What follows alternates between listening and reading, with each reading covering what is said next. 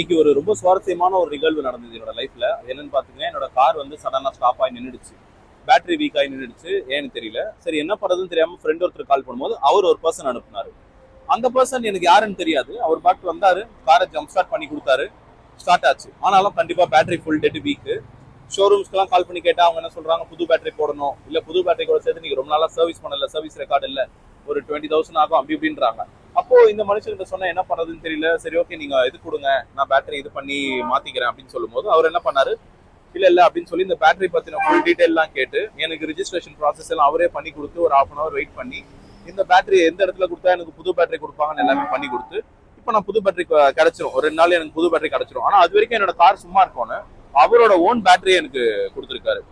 அவரு யாருன்னே தெரியல, ஒரு ஸ்ட்ரேஞ்சர் வந்தாரு. அவரோட வேலை வந்து ஸ்டார்ட் பண்ணி கொடுத்துட்டு போக வேண்டியது. இதனால அவருக்கு எந்த ஒரு பெனிஃபிட்டுமே இல்லை. 2 நாள் இந்த பேட்டரி யூஸ் பண்ணுங்க, அதுக்கப்புறமா எனக்கு என்னோட பேட்டரியை கொடுத்துட்டு நீங்க புது பேட்டரி போட்டுக்கோங்கன்ட்டார். இந்த மாதிரி சில விஷயம்லாம் நம்ம லைஃப்ல நடக்கும்போது இன்னும் உலகத்துல நல்லவங்க இருக்கிறாங்க. எல்லாருமே கெட்டவங்க கிடையாது, எல்லாருமே மணி மைண்டட் கிடையாது. ₹1 எதிர்பார்க்கல என்கிட்ட இருந்த. ஒரு ஜம்ப் ஸ்டார்ட்டுக்கு தேவையான ₹250 காசு மட்டும் வாங்கிட்டு அவர் பார்த்து போயிட்டாரு.